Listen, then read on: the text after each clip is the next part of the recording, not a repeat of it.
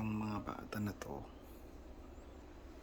kailangan mong i-spend sa kanila yung oras habang bata pang mga yan. Ito, walang kuryente.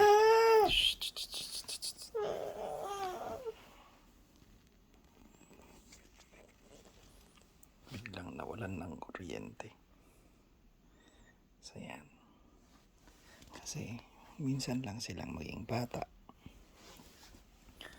Pag mga yan, lumaki na, wala na.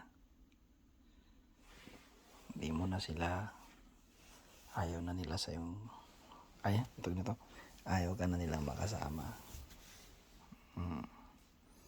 Kaya habang bata pa mga yan, dapat lagi mo silang kasama. Kasi gusto nilang maglaro. Yan. Laro lang yan. Eskwelahan, maglalaro, tingnan mo. Oh.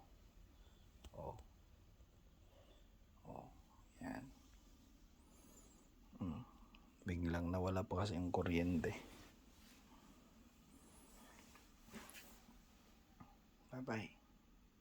Good night.